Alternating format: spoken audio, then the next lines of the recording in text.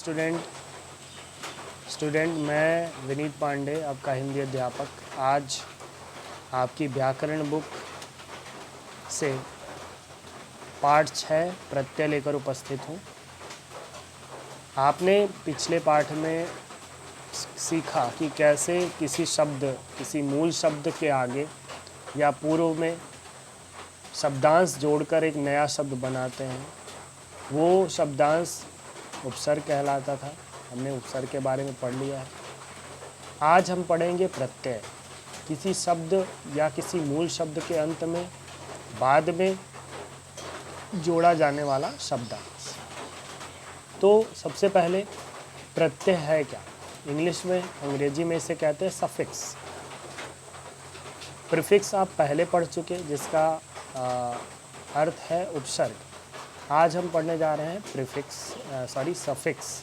Suffix means प्रत्यय, यानी वे शब्दांश होते हैं जो किसी मूल शब्द या किसी धातु रूप के अंत में जुड़कर उसमें परिवर्तन लाते हैं, उसके रूप को बदल देते हैं।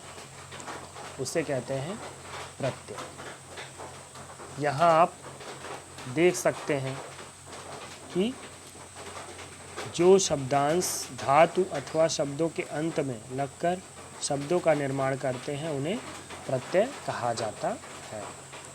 इस प्रकार कुछ शब्द यहाँ ऊपर बनाए गए हैं। जैसे कुम्हार शब्द है तो इसमें इन प्रत्यय जोड़ा गया तो नया शब्द बन गया कुम्हारिन, नया शब्द कुम्हारिन। पढ़ शब्द है, इसमें आ प्रत्यय जोड़ा गया तो पढ़ा शब्द बन गया। प्यास शब्द है, इसमें आ प्रत्यय जुड़ा तो प्यासा शब्द बन गया। तो इस प्रकार ये प्रत्यय शब्द के अंत में जुड़कर उसको एक नया रूप देते हैं, उसके रूप में परिवर्तन करते हैं और एक नए शब्द का निर्माण करते हैं। स्टूडेंट, अब ये प्रत्यय होते कितने प्रकार के हैं? ये मुख्य रूप से आप यहाँ एक ट्री देख रहे हैं, एक गमला देख रहे हैं, उसमें एक ट्री है, एक पेड़ है। तो इसमें लिखा है सबसे नीचे जड़ में, मूल में इसके प्रत्यय, और इससे 2 लीव निकली हुई हैं, 2 पत्तियां निकली हुई हैं। एक है कृत लिखा है और दूसरा तद्धित। आप इसको हम इसको बड़ा करके भी देख सकते हैं। देखिए, ये 2 चित्र दिए गए हैं, 2 पत्तियां, एक है कृत और दूसरा है तद्धित। अब क्या होता है? पहला कृत प्रत्यय। कृत यानी वे प्रत्यय जो क्रियाओं से बनते हैं। कृत यानी क्रियाओं से, जो क्रिया शब्दों के अंत में जुड़ते हैं, ऐसे शब्द कृत प्रत्यय कहलाते हैं।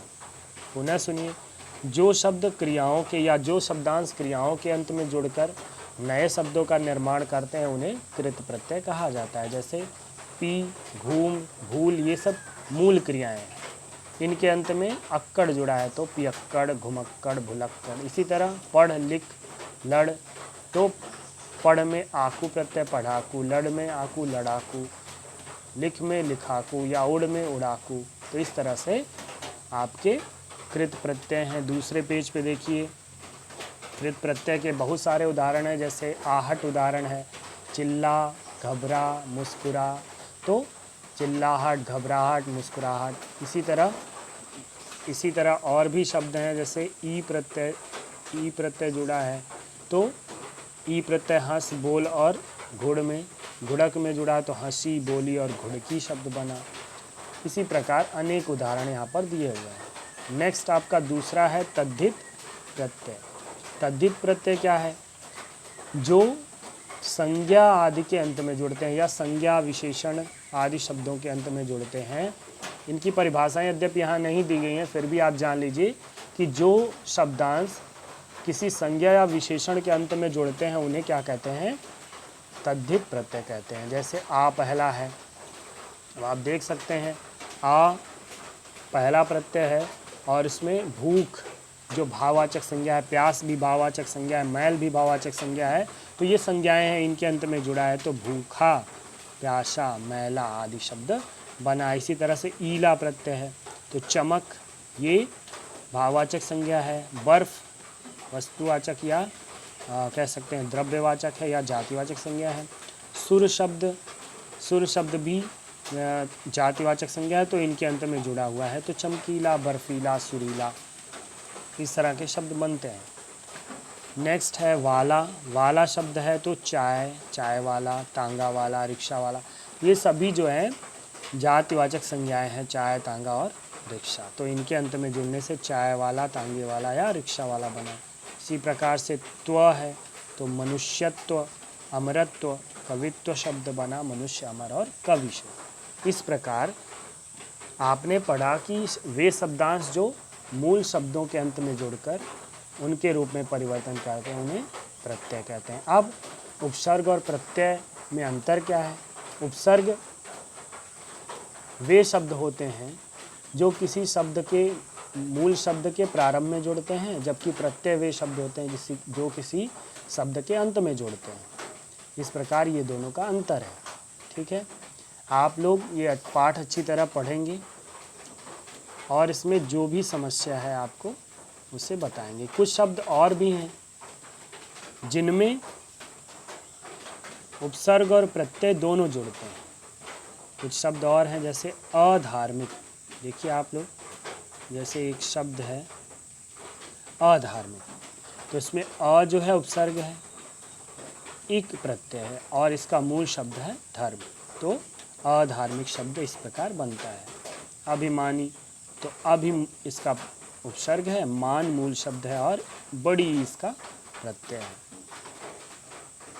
प्रताड़ित अगर शब्द लिया जाए तो उसमें क्या है? उसका उपसर्ग है, ताड़ उसका, ताड़ना या ताड़ उसका मूल शब्द है और इत उसका प्रत्यय। इसी प्रकार अपमानित, तो मान मूल शब्द है, उपसर्ग है और इत प्रत्यय है।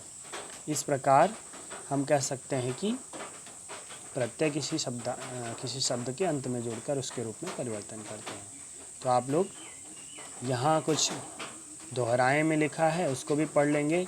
प्रत्यय मूल शब्द के अंत में जोड़ते हैं। प्रत्यय दो प्रकार के होते हैं, कृत और तद्धित। इनका स्वतंत्र रूप से प्रयोग नहीं होता, जैसा कि उपसर्ग में भी है। ये दोनों की समानता है कि उपसर्ग का भी स्वतंत्र प्रयोग नहीं होता और प्रत्यय का भी स्वतंत्र प्रयोग नहीं होता। कुछ शब्दों में उपसर्ग व प्रत्यय दोनों जुड़े होते हैं, जैसा हमने ऊपर बताया आपको। अधार्मिक का और उपसर्ग है, धर्म मूल शब्द है और एक प्रत्यय है। तो इस प्रकार बच्चों ये आपका पाठ 6 प्रत्यय समाप्त हुआ। आप लोग इस वीडियो को ज़रूर देखिएगा, समझिएगा, लाइक करिएगा, शेयर करिएगा और सब्सक्राइब भी करिएगा। आज के लिए इतना ही। Thank you and have a nice day.